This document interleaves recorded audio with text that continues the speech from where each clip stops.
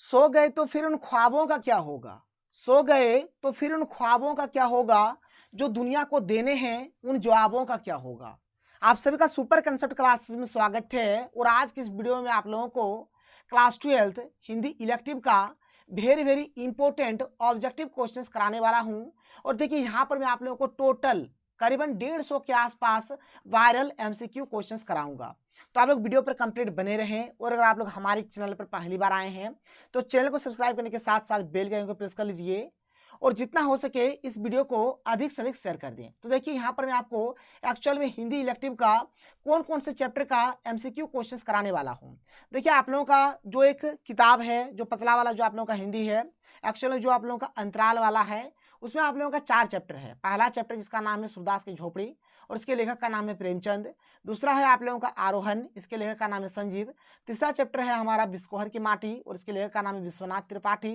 चौथा है हमारा अपना मालवा खाऊ जाड़ू सभ्यता में और इसके लेखक का नाम है प्रभास जोशी। तो यहाँ पर ये जो हमारे 4 चैप्टर है कंप्लीट ये जो हमारे 4 चैप्टर इसमें जितना भी इंपॉर्टेंट एमसीक्यू क्वेश्चन है मैं आपको सारा करा दूंगा। इससे भी बाहर आप लोगों का कुछ भी नहीं जाएगा। करीबन हमारा 150 प्लस एमसीक्यू क्वेश्चन होगा। तो आप लोग वीडियो पर कंप्लीट बने रहे। भले ही वीडियो थोड़ा बड़ा होगा लेकिन आपको हर एक चीज अच्छे से समझ में आएगा और बहुत ही इंपॉर्टेंट क्वेश्चन भी है, तो आप लोग नोट भी कर लीजिए। तो चलिए शुरू करते हैं और एक करके हर एक क्वेश्चन को देख लेते हैं।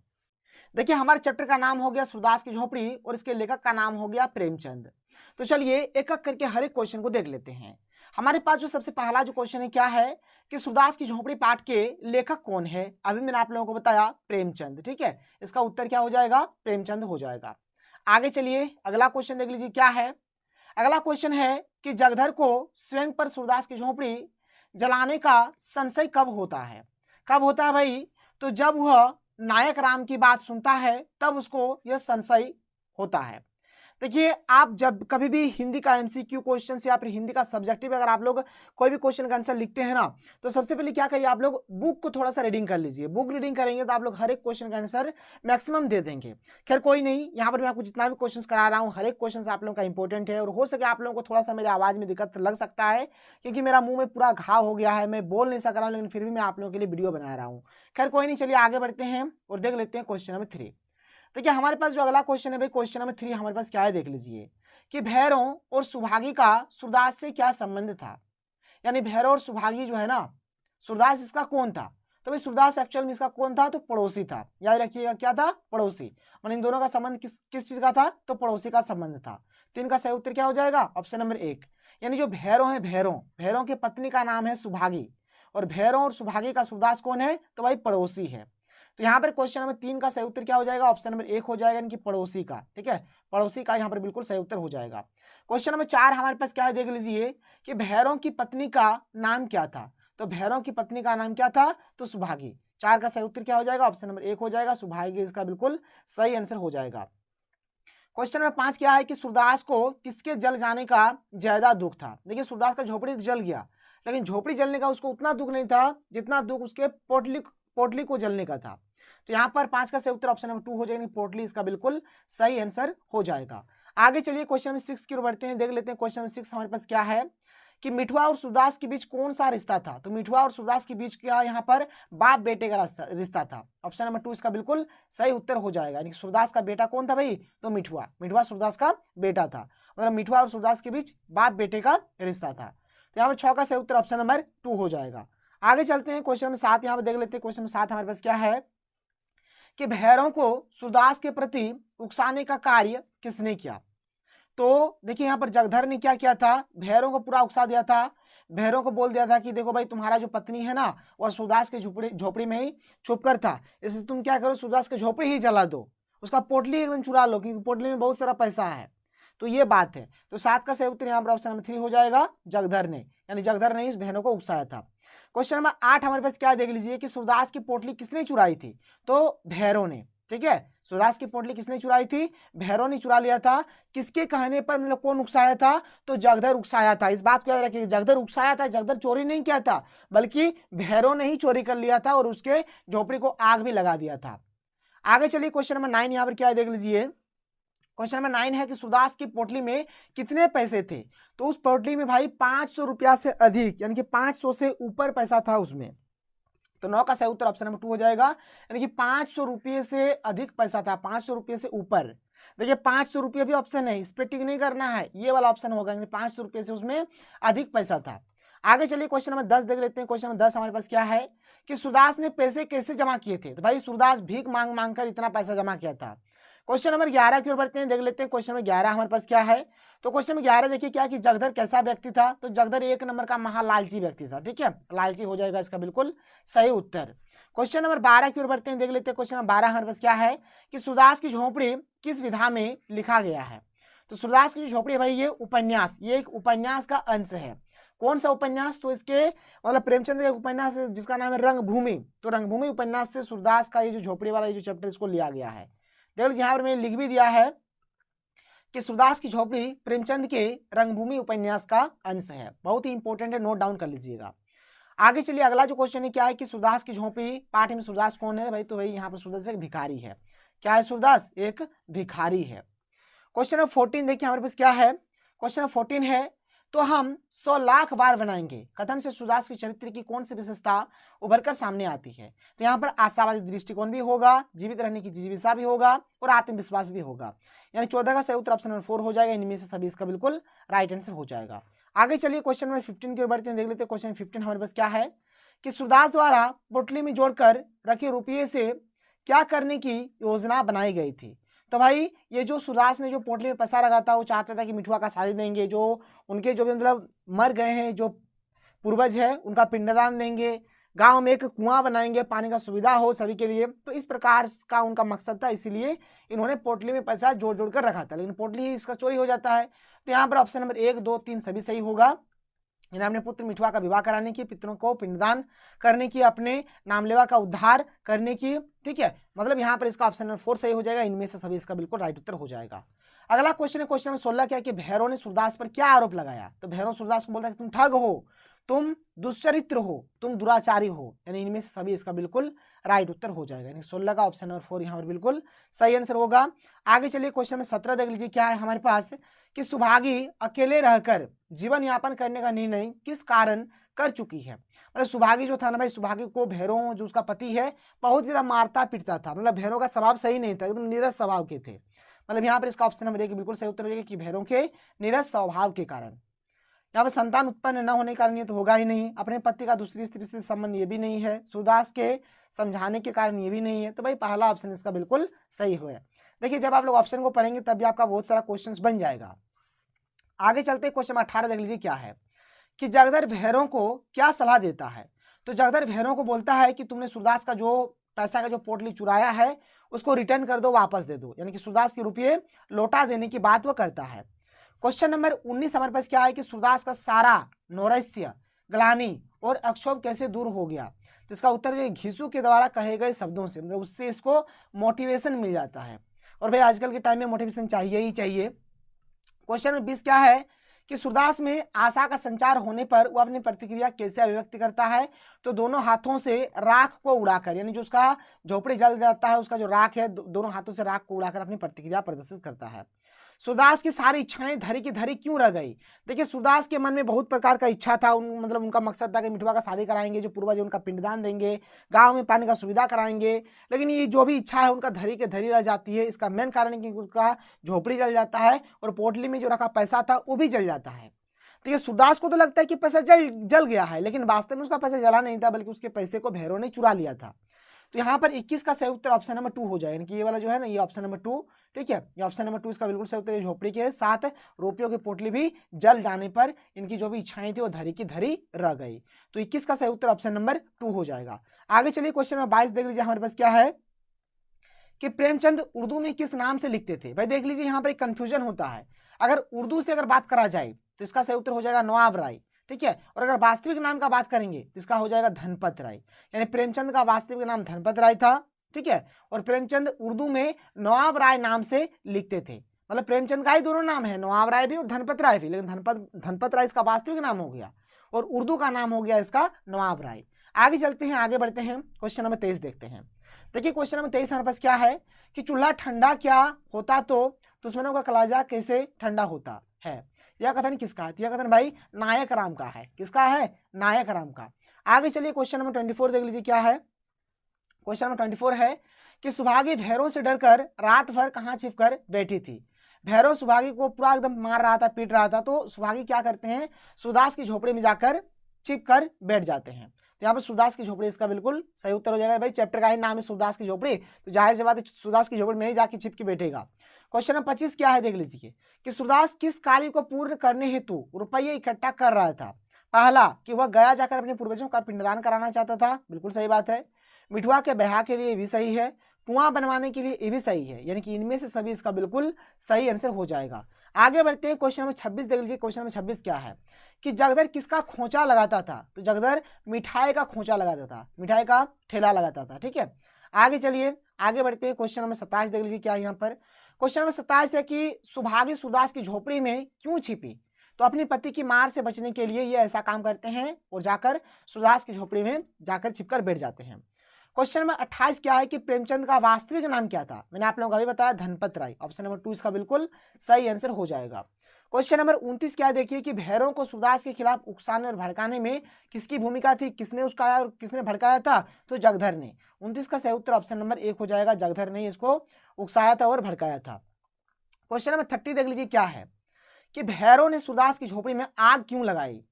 तो इसका देखिए भाई पहला कारण कि जगधर द्वारा उकसाने और भड़काने के कारण ये भी सही है। सुभागी और सूरदास के बीच अवैध संबंध के शक में यह भी सही है।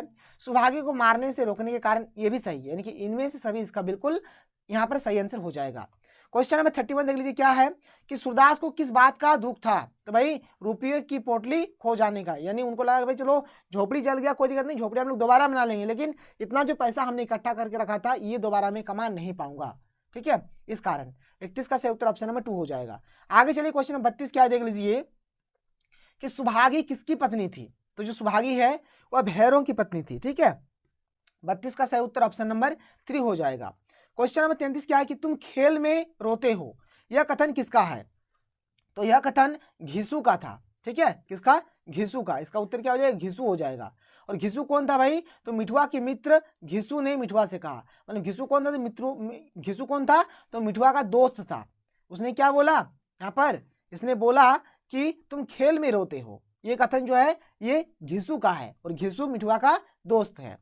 आगे चलिए क्वेश्चन नंबर 34 देख लीजिए क्या है कि सूरदास किस अंग से दिव्यांग थे। तो ये दृष्टिहीन थे, यानी अंधा आदमी को सूरदास बोला जाता है।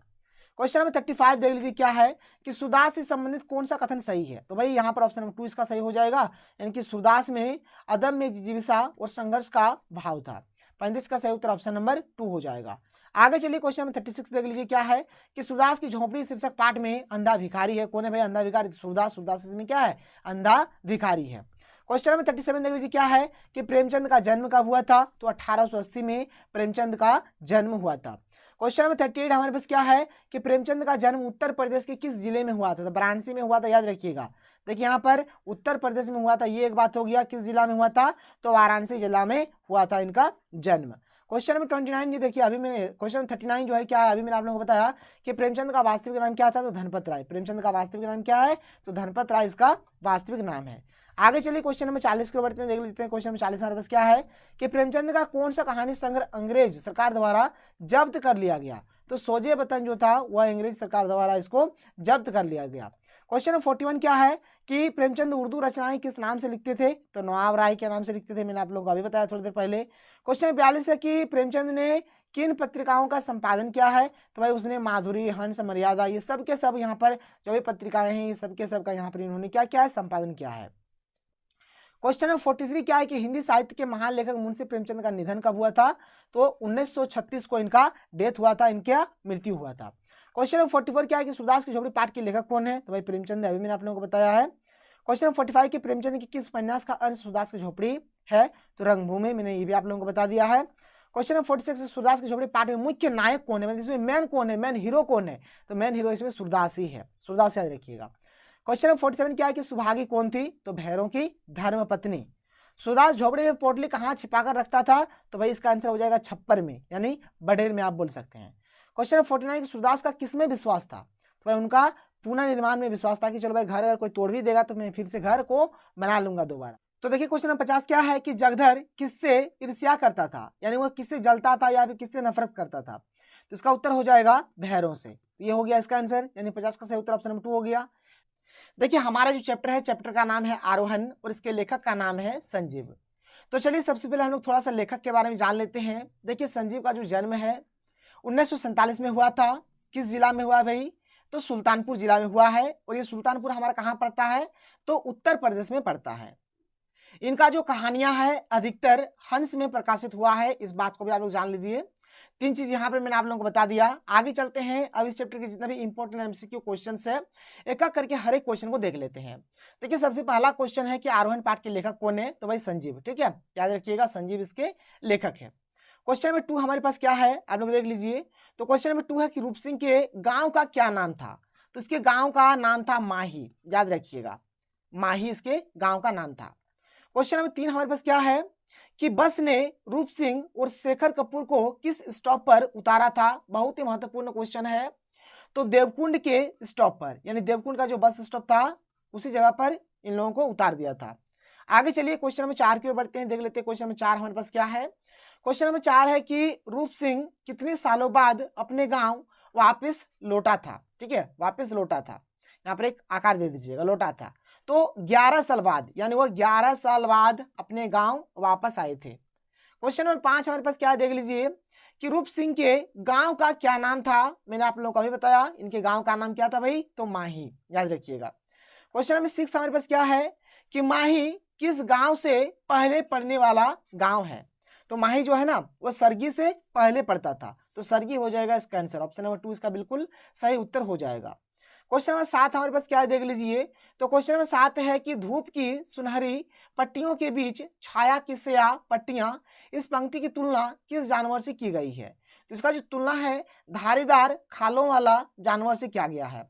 7 का सही उत्तर ऑप्शन नंबर 4 हो जाएगा। आगे बढ़ते हैं, क्वेश्चन नंबर 8 हमारे पास क्या है, देख लीजिए कि सांप की मारी अभागिन, यहाँ पर एक खाली स्थान है, लेखक ने किस नदी को अभागिन कहा है? तो यहाँ पर सुपी नदी को अभागिन कहा गया है।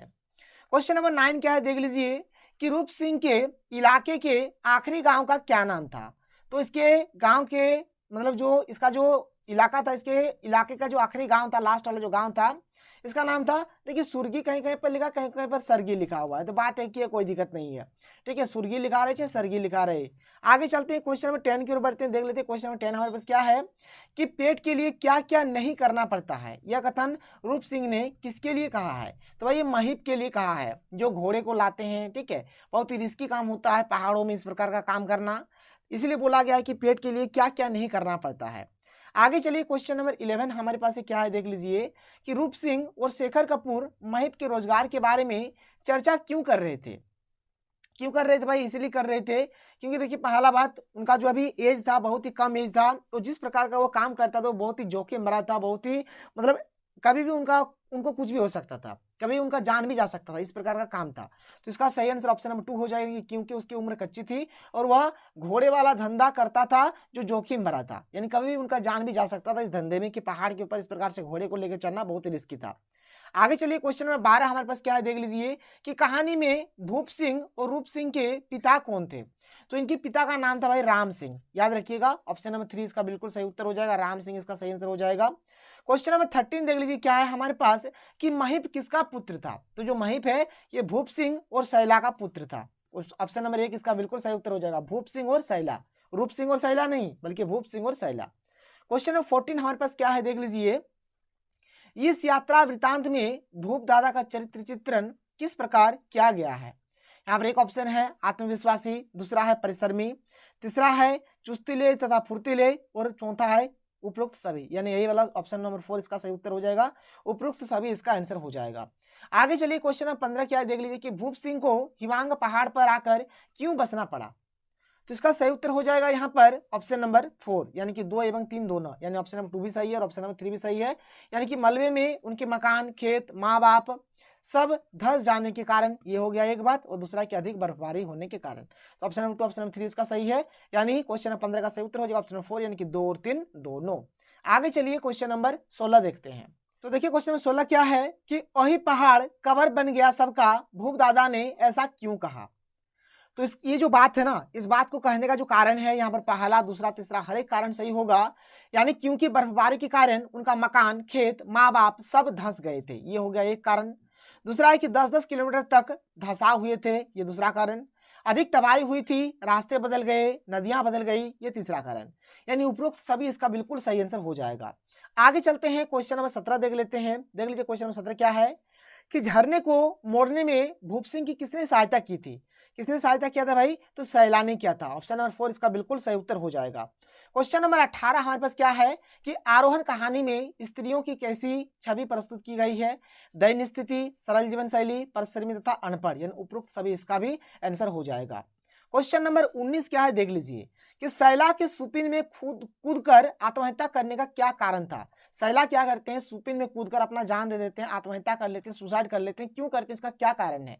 तो इसका कारण भाई हमारा हो जाएगा भूप सिंह द्वारा किसी और से शादी कर लेना। भूप सिंह क्या करते हैं? कोई मतलब दूसरे से शादी कर लेते हैं। उनका तो शादी सैला से हो गया था, ठीक है, लेकिन ये क्या करता है और दूसरा शादी कर लेता है। तब सैला क्या करती है? वह सुपिन नदी में कूदकर आत्महत्या कर लेती है, जान दे देती है।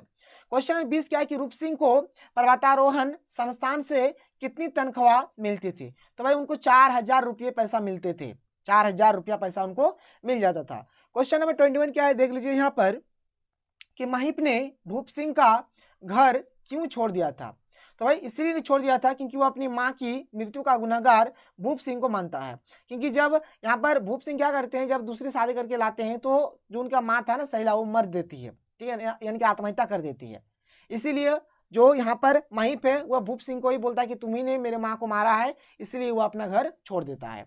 ये हो गया क्वेश्चन नंबर 21। आगे चलिए क्वेश्चन नंबर 22 देखिए, आरोहण निम्न में से क्या है? तो भाई आरोहण हमारा क्या है? यात्रा वृतांत है। क्या है? यात्रा वृतांत है। क्वेश्चन नंबर 23 क्या है कि भूप दादा जिस पहाड़ पर रहते थे उसका नाम क्या था? तो उसका नाम था हिमांग। क्या नाम था उसका? हिमांग। क्वेश्चन नंबर 24 है कि रूप सिंह पहाड़ के रोए किसे कहता था? तो देवदार का जो पेड़ है उसी को पहाड़ के रोए बोलते थे। आरोहण कहानी का सारांश क्या है? तो भाई इस कहानी का सारांश है कि पर्वतीय प्रदेशों का जो जीवन होता है संघर्ष और प्राकृतिक परिवेश की भावनाओं को दिखाया गया है। मतलब पर्वतीय प्रदेश का जो जीवन होता है बहुत ही संघर्षमय होता है, बहुत ही ज्यादा स्ट्रगल करना होता है और उसमें प्राकृतिक जो परिवेश का जो भावना है उस चीज को दिखाया गया है। अगला क्वेश्चन, क्वेश्चन नंबर 26 हमारे पास क्या है कि त्रिलोक सिंह कौन था? त्रिलोक सिंह भाई गांव का एक बूढ़ा आदमी था। ऑप्शन नंबर 2 इसका बिल्कुल सही आंसर हो जाएगा, गांव का बूढ़ा आदमी। क्वेश्चन नंबर 27 क्या है कि पहाड़ों पर जहां तहां बने घर किसके समान प्रतीत हो रहे थे? तो भाई पहाड़ों पर जहां तहां घर बना हुआ था जो कुकरमुत्ते के समान, यानी मशरूम बोल सकते हैं, मतलब मशरूम के समान वो दिख रहा था। क्वेश्चन नंबर 28 है कि रूप सिंह के गांव जाने का रास्ता कैसा था? तो उनके गांव का जाने का जो रास्ता था भाई बहुत ही दुर्गम था, बहुत ही मतलब खराब था। ऑप्शन नंबर 3 इसका सही आंसर हो जाएगा। क्वेश्चन नंबर 29 देख लीजिए क्या है कि बचपन में रूप सिंह ने अपने दादा को धक्का क्यों दे दिया था? तो इसीलिए दे दिया था ताकि मैया की पकड़ से छुटकारा पाने के लिए। ऑप्शन नंबर 2 इसका बिल्कुल सही आंसर हो जाएगा। क्वेश्चन नंबर 30 क्या है कि रूप सिंह तथा उसके साथियों ने गांव जाने के लिए किस माध्यम को चुना? तो उन लोगों ने घोड़ों का माध्यम चुना, मतलब घोड़े से उन लोग गए। तो देखिए क्वेश्चन नंबर 31 क्या है कि रूप सिंह की जिंदगी कब बदल गई थी? तो रूप सिंह का जो जिंदगी है कब बदला था भाई? तो शेखर के पिता से हुई भेंट के बाद, मतलब जब उसका भेंट शेखर के पिताजी से होता है उसके बाद उनका जो जिंदगी है बदल जाता है। क्वेश्चन नंबर 32 क्या है कि सैला और भूप सिंह ने कैसे पहाड़ पर अपनी नई जिंदगी की शुरुआत की? देखिए यहाँ पर पहला, दूसरा, तीसरा हर एक ऑप्शन सही होगा। कि सुप्पी नदी में गिरने वाले झरनों को खेती में मोड़कर, खेत खलिहान घर सब कुछ पुनः बनाकर, हिमांग की ऊंची पहाड़ी को काटकर समतल बनाकर, यानी इनमें से सभी इसका आंसर सही हो जाएगा। ऑप्शन नंबर 4 इसका बिल्कुल राइट आंसर होगा।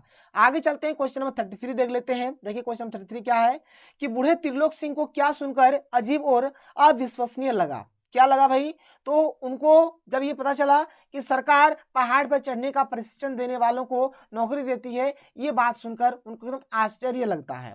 क्वेश्चन नंबर 34 यहाँ पर क्या है देख लीजिए। क्वेश्चन नंबर 34 है हमारे पास कि महिप अनाथों की तरह जीवन क्यों व्यतीत कर रहा था? तो इसका उत्तर हो जाएगा कि क्योंकि वह अपनी माँ की मौत का कारण पिता को समझ रहा था, इसलिए वह अनाथों का तरह मतलब वह जीवन यापन कर रहा था, जीवन व्यतीत कर रहा था।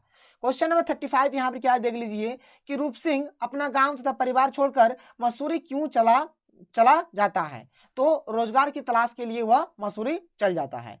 क्वेश्चन नंबर 36 देख लीजिए क्या है कि भूप सिंह ने रूप सिंह द्वारा मसूरी आने का अनुरोध क्यों ठुकरा दिया? क्यों ठुकरा दिया भाई? तो इसलिए ठुकरा दिया क्योंकि देखिए इसका जो कारण है, पहला कारण कि क्योंकि पहाड़ों पर उनके पुरखों की पुरानी यादें बसती थी, ये कारण ये हो गया। क्योंकि उन्हें अपनी मातृभूमि से प्रेम था, दूसरा कारण ये हो गया।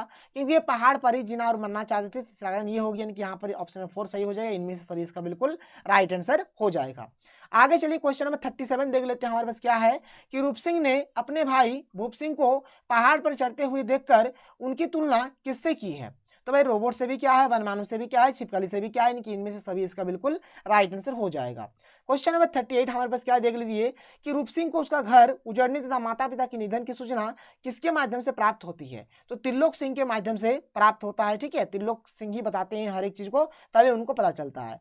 क्वेश्चन नंबर 39 हमारे पास क्या देख लीजिए कि रूप सिंह के अनुसार कभी किसी समय धंस जाने वाले पहाड़ पर जीवन बिताना कैसा है? तो भाई देखिए मतलब देखिए पहाड़ पर मतलब कब पता कब धंस जाएगा, ये कब मर जाएंगे, तो यहाँ पर जीवन बिताना कैसा है? तो खुदकुशी करने के समान है, मतलब जैसे सुसाइड करने के समान जैसा है। क्वेश्चन नंबर 40 हमारे पास क्या देख लीजिए। क्वेश्चन नंबर 40 है कि रूप सिंह पहाड़ पर चढ़ना सीखने के बावजूद अपने गांव के पहाड़ पर क्यों नहीं चढ़ पाया? क्योंकि भाई उन्होंने जो पहाड़ पर जो चढ़ना सीखा था ना, वो मतलब कुछ उपकरण कुछ टेक्निक से सीखा था, कुछ सामान चाहिए होगा उनको पहाड़ पे चढ़ने के लिए, और वही चीज उसके पास अभी फिलहाल नहीं था, इसलिए वो नहीं चढ़ पाया, यानी कि उपकरणों के अभाव के कारण। ऑप्शन नंबर 3 इसका बिल्कुल सही आंसर हो जाएगा। इसके बाद देखिए यहाँ पर और बहुत सारा कुछ क्वेश्चन है, आप लोग देख लीजिए फटाफट, यहाँ पर देखते चलिए क्या है यहाँ पर क्वेश्चन। पहला कि बस ने रूप सिंह और उसके साथी को किस स्टॉप पर उतारा था? तो देवकुंड के स्टॉप पर। रूप सिंह कितने वर्ष बाद अपने गाँव लौटा था? तो 11 वर्ष बाद वो अपने गाँव लौटा था। आगे क्या है कि रूप सिंह के साथ और कौन उसके गांव आया था? तो शेखर कपूर आया था, जो कि आईएएस ट्रेनी था। यहां से माही का गांव और कितना दूर था? तो 15 किलोमीटर। ठीक है, 15 किलोमीटर दूर था। आरोहण कथा में लेखक ने क्या दिखाने का प्रयास किया है कि पर्वतीय प्रदेश के संघर्षमय जीवन को, मतलब पर्वत प्रदेश में जो भी मतलब जीवन होता है कितना डिफिकल्ट होता है, कितना संघर्षमय, कितना स्ट्रगल वाला होता है, वही चीज दिखाया गया है। रूप ने चाय वाले से क्या कहा? तो उन्होंने बोला कि यहाँ कोई घोड़ा मिलेगा, इस प्रकार से बोला था। रूप ने चाय वाले से कहाँ जाने को कहा? तो माही नामक ग्राम, उनको माही गांव को जाना था। महप ने क्या पहना हुआ था? तो हल्के नीले रंग की पतलून तथा स्लेटी स्वेटर पहना हुआ था। चाय वाले के पूछने पर लड़का थोड़ी देर में किसके साथ आया? तो 2 घोड़ों के साथ वह आता है। अगला क्वेश्चन है, देख लीजिए यहाँ पर कि उस चाय वाले ने महप से कितना मेहनताना तय किया था? तो 2 घोड़ों के 100 रुपये। लड़का किस घोड़े के साथ चल रहा था? तो शेखर वाले घोड़े के साथ चल रहा था। यहाँ लेखक ने धूप की सुनहरी चमक और छाया के सियाह रंग को किस रूप में व्यक्त किया है? तो धारीदार खालों वाले विशाल जानवर के रूप में इस चीज को यहाँ पर व्यक्त किया गया है। घाटी से कैसा स्वर गूंज रहा था? तो किसी अदृश्य नारी कंठ से उमड़ते गीत का। ये शब्द किसने कहे? पर तेरी आवाज भर्रा क्यों गई बताते बताते। तो ये भाई शेखर ने कहा है। भूप सिंह कौन था? तो रूप सिंह का बड़ा भाई था, याद रखिएगा। उस दिन रूप तथा भूप को ऊपर पहुंचाने में कितना समय लगा? तो पूरा आधा घंटा लगा था। रूप ने शेखर के पिता कपूर साहब से किसकी ट्रेनिंग ली थी? तो रॉक क्लाइंबिंग की। सुपिन क्या है? तो सुपिन 2 पहाड़ों के बीच बहती नदी का नाम है। रूप के अनुसार उस भूस्खलन में क्या दब ढक गया था? तो रूप और भूप दादा की प्रेमिकाएं एवं प्रेम निशानियां ये सब दब गया था। शेखर अचानक क्या सोचने लगा? तो महफ के रोजगार के बारे में। अगला क्वेश्चन है कि रूप ने महप को कितने रुपये दिए? तो 10 की गड्डी से 12 कड़क नोट उन्होंने दिए। देखिए हमारा जो चैप्टर है, चैप्टर का नाम है बिस्कोहर की माटी और इसके लेखक का नाम है विश्वनाथ त्रिपाठी। तो चलिए सबसे पहले हम लोग थोड़ा सा यहाँ पर लेखक के बारे में जान लेते हैं। देखिए यहाँ पर जो लेखक है विश्वनाथ त्रिपाठी, इनका जो जन्म है 16 फरवरी 1931 में हुआ है। कहाँ हुआ भाई? तो बिस्कोहर गांव में, इसीलिए इस चैप्टर का नाम है बिस्कोहर की माटी। यानी लेखक ने यहाँ पर इस चैप्टर में अपने गांव के बारे में ही कंप्लीट बताया है। अगर बात करा जाए जिला का, तो किस जिला में इनका जन्म हुआ है? तो बस्ती जिला में। कहाँ पड़ता है? तो उत्तर प्रदेश में पड़ता है, याद रखिएगा। आगे चलिए, यहाँ पर एक बहुत ही इंपॉर्टेंट नोट है, इसको सबसे पहले आप लोग देख लीजिए। यहाँ पर ये जो आप लोग चैप्टर देख पा रहे हैं बिस्कोहर की माटी, ठीक है, ये लेखक के आत्मकथा का ही एक अंश है। और कौन सा आत्मकथा? उस आत्मकथा का नाम क्या है? तो उस आत्मकथा का नाम है नंगा तलाई का गांव। ठीक है, ये एक आत्मकथा है विश्वनाथ त्रिपाठी का, और इसी का एक अंश है बिस्कोहर की माटी। मैंने लिखा है कि बिस्कोहर की माटी विश्वनाथ त्रिपाठी द्वारा रचित उनके आत्मकथा का एक अंश है। आत्मकथा का नाम क्या है? नंगा तलाई का गांव। इसमें लेखक ने अपने गांव, वहां के जीवन और आसपास के प्राकृतिक परिवेश का वर्णन किया है। देखिए यहाँ पर एक चीज देख लीजिए, ऐसे तो बहुत कुछ है, लेकिन यहाँ पर कुछ इस चैप्टर में कुछ सांप के बारे में बताया गया है। सबसे पहले आप लोग ये सांप सब के बारे में देख लीजिए। क्या है? होड़हा है, मजगिदवा है जो कि विषहीन सांप है, धामिन जो कि विषहीन है, गहुवन जो कि जहरीला है, फिर क्या है, घेरक डाइव फतिहा जो कि जहरीला सांप है। तो ये सांप के बारे में थोड़ा सा जिक्र हुआ है, कभी कभार क्वेश्चन में पूछ दिया जाता है, इसलिए आप लोग इसको देख लीजिएगा। चलिए अब हम लोग यहाँ पर हर एक क्वेश्चन को देख लेते हैं अच्छे तरीके से। सबसे पहला क्वेश्चन किया, पाठ किस विधा में लिखा गया है? तो भाई एक्चुअल में हमारी एक आत्मकथा है, क्या है, एक आत्मकथा है, तो यहाँ पर आत्मकथा इसका आंसर हो जाएगा। आगे चलिए क्वेश्चन नंबर 2 क्या है कि बिस्कोहर के माटी पाठ के रचनाकार कौन है, लेखक का नाम क्या है? अभी मैंने आप लोगों को बताया विश्वनाथ त्रिपाठी, ठीक है, विश्वनाथ त्रिपाठी इसका आंसर हो जाएगा। क्वेश्चन नंबर 3 हमारे पास क्या है कि कोइया किसे कहते हैं? तो कोइया भाई कुमुद के फूल को कोइया बोला जाता है और इसको कोका बेली भी बोला जाता है। तो कोइया को कुमुद बोलिए चाहे कोका बेली बोलिए, कोई दिक्कत नहीं है, एक ही बात हुआ। तो यहाँ पर ये ऑप्शन नंबर 1 इसका बिल्कुल सही उत्तर हो जाएगा। क्वेश्चन नंबर 4 क्या है, देख लीजिए कि बिस्कोहर के माटी में लेखक ने किस अत्याचार की बात कही है? ठीक है, किस अत्याचार का बात यहाँ पर किया गया है? तो यहाँ पर है कि माँ के दूध पर छोटे भाई का कब्जा, मतलब जब उसका छोटा भाई होता है तो लेखक को और माँ का दूध नहीं मिलता है, ठीक है, वही चीज यहाँ पर इस चैप्टर में बताया गया है, यानी कि माँ के दूध पर छोटे भाई का कब्जा, ये हो जाएगा यहाँ पर इसका बिल्कुल सही आंसर। आगे चलिए अगला क्वेश्चन हमारे पास क्या है, देख लीजिए। अगला जो क्वेश्चन है भाई, क्वेश्चन नंबर यहाँ पर 5 क्या है कि बतिया, कथरी और बरहा का क्या अर्थ है? तो इसका मतलब हो जाएगा कि फल का अविकसित रूप, बिछोना, खेतों की सिंचाई के लिए बनाई गई नाली, इसका ये मतलब हो जाएगा। ऑप्शन नंबर 4 इसका बिल्कुल सही आंसर हो जाएगा। आगे चलते हैं, क्वेश्चन नंबर 6 देख लेते हैं क्या है। तो क्वेश्चन नंबर 6 है कि अपने बच्चे के प्रति माँ के क्या है महत्व को लेखक कब समझ पाया? कब समझ पाया? तो जब उसने बत्तखों को अपने अंडे सेते हुए देखा, तब वह अपने माँ के जो ममता है उस चीज को उन्होंने जाना, समझा। आगे बढ़ते हैं, क्वेश्चन नंबर 7 यहाँ पर क्या है, चलिए देख लेते हैं। क्वेश्चन नंबर 7 यहाँ पर हमारे पास क्या है। तो क्वेश्चन नंबर 7 है कि बिस्कोहर में लेखक को खेतों, खलिहानों तथा तालाब आदि स्थानों पर किसके दर्शन हो जाते थे? तो भाई सांप के दर्शन हो जाते थे, सांप हो जाएगा इसका बिल्कुल सही आंसर, यानी सांप का दर्शन हमेशा उनको सांप देखने को मिल ही जाता था। क्वेश्चन नंबर 8 क्या है कि लेखक की माँ, यहाँ पर माँ है, ठीक है, थोड़ा मिसप्रिंट है, आप इसको सुधार लीजिएगा। लेखक की माँ लू से उसे बचाने के लिए क्या करती थी? तो भाई उसके कपड़ों में प्याज बांध देती थी। ऑप्शन नंबर 3 इसका बिल्कुल सही आंसर हो जाएगा। क्वेश्चन नंबर 9 हमारे पास क्या है कि वर्षा ऋतु में आई आंधी, वर्षा और बाढ़ का क्या प्रभाव पड़ता है? पहला प्रभाव पड़ता है कि छप्पर, दीवार तथा घर नष्ट हो जाते थे, बिल्कुल सही है। सोच जाने की समस्या खड़ी हो जाती थी, ये भी सही है। भीगी लकड़ी से चूल्हा जलाना कठिन हो जाता था, ये भी सही है। भाई देखिए ना, बारिश आने से क्या होगा, पूरा पानी पड़ गया, तो ये सब चीज दिक्कत होता है, यानी इनमें से सभी इसका आंसर हो जाएगा। 9 का क्या हो जाएगा? ऑप्शन 4, यानी कि इनमें से सभी इसका आंसर हो जाएगा। आगे चलिए, क्वेश्चन नंबर 10 क्या है कि धान की फसल से धरती किस ऋतु में फट जाती थी? तो शरद ऋतु में फट जाती थी, शरद ऋतु हो जाएगा। तो देखिए क्वेश्चन नंबर 11 क्या है कि लेखक ने अपनी माँ की तुलना किससे की है? तो यहाँ पर इस चैप्टर के अकॉर्डिंग लेखक ने अपनी माँ की जो तुलना है बतख से किया है। 11 का ऑप्शन नंबर 4 यहाँ पर बिल्कुल सही आंसर हो जाएगा। क्वेश्चन नंबर 12 हमारे पास क्या है, देख लीजिए कि ग्रामीण जीवन की कौन सी बातें आज के जीवन में प्रेरक और शिक्षाप्रद हो सकती है? तो यहाँ पर पहला हो जाएगा कि पर्यावरण को संरक्षित कर रखना, बिल्कुल सही है। बुजुर्गों की देखभाल करना तथा उन्हें सम्मान देना, ये भी सही है। माताओं द्वारा बच्चों को अपना दूध पिलाना, ये भी सही है, यानी कि इनमें से सभी इसका बिल्कुल आंसर सही हो जाएगा। 12 का ऑप्शन नंबर 4 यहाँ पर सही हो जाएगा। आगे चलिए, क्वेश्चन नंबर 13 क्या है, देख लीजिए कि वर्षा होने के बाद वातावरण में क्या परिवर्तन आता है? तो भाई यहाँ पर भी इनमें से सभी हो जाए, इनकी पशु पक्षी झूमने लगते हैं, बिल्कुल सही बात है। दूब और अन्य वनस्पतियों को नवजीवन मिल जाता है। पेड़ पौधों की सुंदरता देखते ही बनती है, तो ये सब चीज हो जाएगा। क्वेश्चन नंबर 14 हमारे पास क्या है कि लेखक को आत्मिक सुख की प्राप्ति कैसे होती है? तो तालाब के जल में स्नान करके उनको आत्मिक सुख की प्राप्ति होती है। क्वेश्चन नंबर 15 क्या है कि लेखक ने अपने से 10 वर्ष की बड़ी औरत की सुंदरता की तुलना के लिए किसका चयन किया है? किसका चयन किया है भाई यहाँ पर? तो जूही और चांदनी का, जूही और चांदनी का यहाँ पर प्रयोग किया गया है। क्वेश्चन नंबर 16 कि गांव में लू से बचने के लिए क्या उपाय किए जाते थे? तो भाई क्या उपाय किया जाता था? तो कपड़ों में प्याज की गांठ बांधना, कपड़ों में प्याज का गांठ बांध दिया जाता था, यानी कि कपड़ा में प्याज रखा जाता था और प्याज हमेशा खाया जाता था।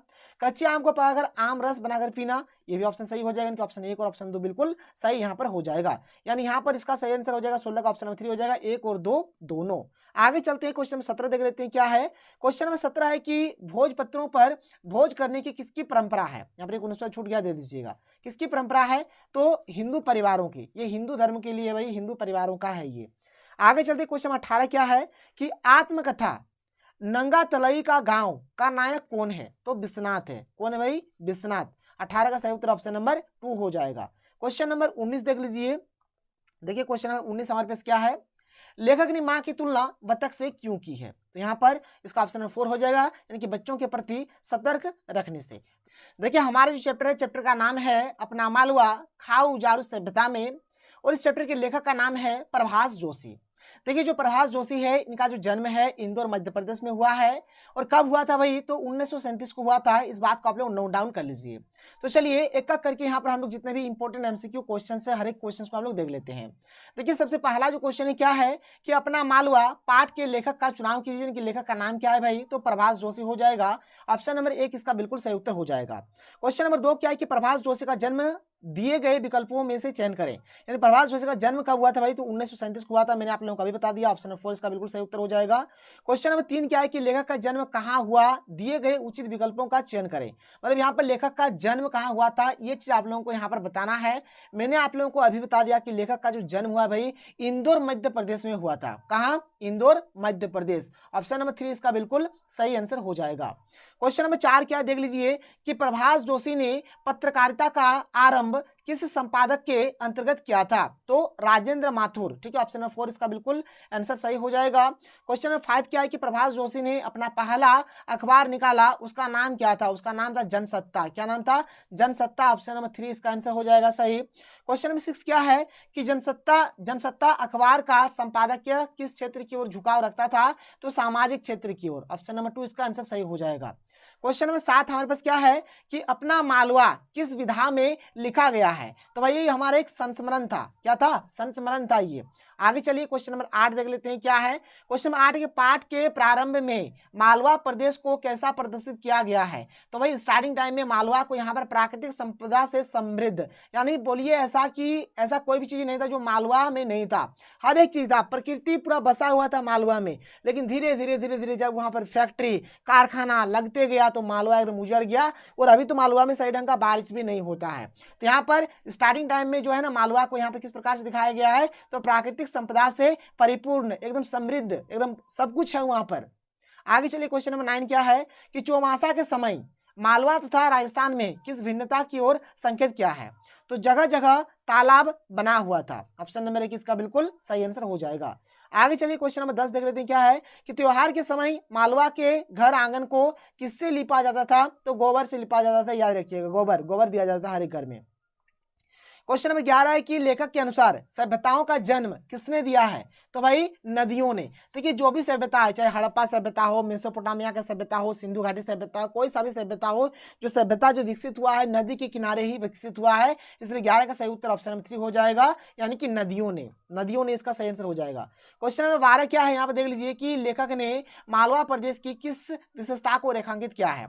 सबसे पहला है कि मालवा प्रदेश की मिट्टी, नदियों का उद्गम और विस्तार। दूसरा है कि मालवा के लोगों के रहने और जीने का ढंग। तीसरा है कि मालवा की संस्कृति और बारिश। यानी यहाँ पर तीनों का तीनों ऑप्शन सही होगा, यानी 12 का सही उत्तर हो जाएगा इनमें से सभी। ऑप्शन नंबर 4 इसका बिल्कुल राइट आंसर हो जाएगा। आगे चलिए क्वेश्चन नंबर 13 हमारे पास क्या देख लीजिए यहाँ पर। क्वेश्चन नंबर 13 के लेखक के अनुसार खाऊ उजाड़ू सभ्यता का क्या तात्पर्य है? तो खाऊ उजाड़ू सभ्यता का तात्पर्य यहाँ पर हो गया, यहाँ पर इसका सही उत्तर हो जाएगा ऑप्शन नंबर 2 हो जाएगा, इनकी जीवन मूल्यों की परवाह किए बिना विकास की अंधी दौड़ में शामिल होना।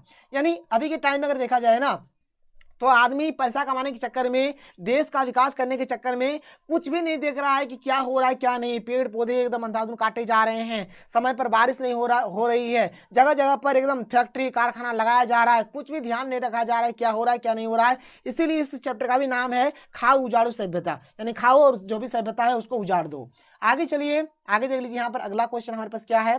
अगला जो क्वेश्चन है क्वेश्चन 14 क्या है कि नागदा स्टेशन पहुंचने पर मीनाजी ने लेखक को क्या जानकारी दी? तो यही जानकारी दिया कि अत्यधिक वर्षा के कारण सोयाबीन की फसलों के नष्ट होने की, यानी बोला कि अधिक बारिश के कारण क्या हुआ था, सोयाबीन का जो फसल है वो नष्ट हो गया है।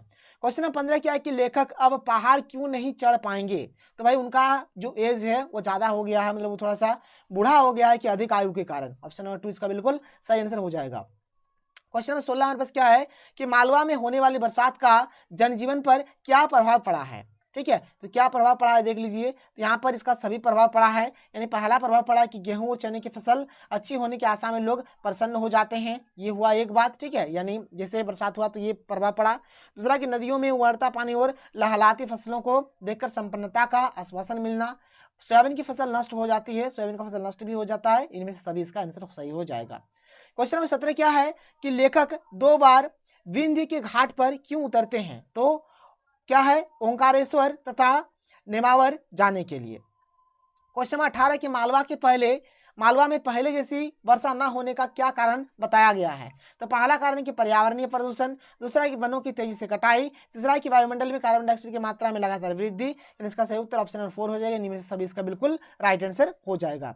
आगे चलते हैं, क्वेश्चन नंबर 19 क्या देख लीजिए। क्वेश्चन नंबर 19 है कि आज की विकासशील और औद्योगिक सभ्यता को लेखक ने क्या माना है? तो लेखक ने भाई इसे उजाड़ की सभ्यता माना है, और ये हमारा वेरी वेरी इंपॉर्टेंट क्वेश्चन है, इसको आप लोग जरूर से जरूर कर लीजिए। इसी को उजाड़ की सभ्यता बोला जाता है। ऑप्शन नंबर 1 इसका बिल्कुल सही आंसर हो जाएगा। क्वेश्चन नंबर 20 क्या है देख लीजिए। क्वेश्चन 20 लेखक मालवा की नदियों की दुर्दशा के लिए किसे जिम्मेदार मानता है? ये भी क्वेश्चन वेरी वेरी इंपॉर्टेंट है। किसे जिम्मेदार मानता है? तो पश्चिमी देशों की सभ्यता को ये जिम्मेदार मानते हैं। क्वेश्चन नंबर 21 देख लीजिए। क्वेश्चन नंबर 21 भी अच्छा प्रश्न है और ये पूछा जा सकता है कि विक्रमादित्य, भोज और मुंज ने तालाब तथा बावड़ियों किस लिए बनवाई थी? इसलिए बनाया था ताकि धरती के गर्भ में पानी को संचित रख सके। यह भी बहुत ही महत्वपूर्ण प्रश्न है। क्वेश्चन नंबर 22 क्या है कि आज की सभ्यता नदियों के पानी को कैसा बना रही है? कैसा बना रही है भाई? तो ये बना रही है गंदे नाले के समान, गंदे नाले का टाइप का बना दे रहा है कि जितना भी प्रदूषण है, कूड़ा कचरा नदी में बहा दिया जा रहा है, जिससे नदी क्या हो रही है? नाले के टाइप का हो जा रहा है, गंदे नाले का समान ये हो जा रहा है। क्वेश्चन नंबर 23 है कि नीर वाला मालवा सूखा हो जाने का क्या कारण है? तो पानी का लगातार दोहन करना, ये हो जाएगा इसका आंसर। ऑप्शन नंबर 1 इसका बिल्कुल सही उत्तर हो जाएगा। क्वेश्चन नंबर 24 क्या है कि आधुनिक इंजीनियरों के अनुसार पुराने जमाने के लोग कुछ नहीं जानते थे, इसके पीछे हुए तर्क देते हैं। क्या तर्क देते हैं भाई? यहाँ पर बोलते हैं अभी के टाइम का जो इंजीनियर ये बोलते हैं कि पहले के टाइम के लोगों को कुछ भी पता नहीं था। इसके पीछे क्या तर्क दिया जाता है? तो इसके पीछे यही तर्क दिया जाता है, ज्ञान तो पश्चिम के क्या है? रिनेशन की पुनर्जागरण के बाद ही आया है। बोलता है कि जिससे पश्चिमी सभ्यता जब आया उसके बाद ही ज्ञान आया है, इसे यही चीज बोला जाता है यहाँ पर। क्वेश्चन नंबर 25 हमारे पास क्या है कि लेखक की प्रकृति के संदर्भ में क्या धारणा उभर कर आती है? तो इसका सही उत्तर हो जाएगा कि प्रकृति के विरुद्ध किया गया कोई भी कार्य लेखक को स्वीकार नहीं। ऑप्शन नंबर 2 इसका बिल्कुल सही आंसर हो जाएगा। क्वेश्चन नंबर यहाँ पर देख लीजिए। अब अगला क्वेश्चन यहाँ पर कुछ इंपॉर्टेंट क्वेश्चन क्या है कि नवरात्रि की पहली सुबह मालवा में क्या होता था? तो घर स्थापना की तैयारी होता था। मालवा में मानसून के जाने का कौन सा महीना होता था? तो क्वार का महीना होता था। बीते महीने उज्जैन में किसका पानी घरों में घुस गया था? तो शिप्रा नदी का पानी वहां पर घुस गया था। ये भी महत्वपूर्ण प्रश्न है एक ठो। आगे चलिए, इस बारी भी मालवा में कितनी वर्षा हुई? तो 40 इंच। आज का मालवा कैसा है? तो आज का मालवा एकदम सूखा है। मालवा में किस वर्ष अतिवृष्टि हुई और कितनी? तो 1973 में बहुत ज्यादा बारिश हुआ था, 77 इंच का वहां पर पानी पड़ा था, वर्षा हुई थी, अतिवृष्टि हुई थी। अगला क्वेश्चन है कि लेखक के अनुसार हमारी वर्तमान सभ्यता जिसे हम विकास की औद्योगिक सभ्यता कहते हैं वो वास्तव में क्या है? तो वो खाऊ उजाड़ों की अपसभ्यता है। कार्बन डाइऑक्साइड जैसी गैसें धरती के तापमान को कितना बढ़ा देती है? तो 3 डिग्री सेल्सियस तक ये बढ़ा देती है। आगे चलिए देखिए, यहाँ पर मैं आपको जो बता रहा हूँ चैप्टर के अकॉर्डिंग बता रहा हूँ। अगला क्वेश्चन, कितनी बारिश होने पर राज्य में सूखा घोषित किया जाता है? तो 28 इंच से कम अगर बारिश होता है तो राज्य को सूखा घोषित कर दिया जाता है। यहाँ पर हमारा जो लास्ट क्वेश्चन है देख लीजिए क्या है कि धरती की तपश को बढ़ाने वाली कार्बन डाइऑक्साइड और अन्य गैसें किन देशों से अधिक निकलती है? तो ये भाई अमेरिका और यूरोप जैसे विकसित देशों से अधिकतर निकलता है, क्योंकि ये सब जो देश है ये सब देश में अधिकतर फैक्ट्री कारखाना वगैरह होता है, इसीलिए। तो ये रहा हमारा आज का वीडियो। तो चलिए हम लोग मिलते हैं अगले वीडियो में। थैंक यू, जय हिंद।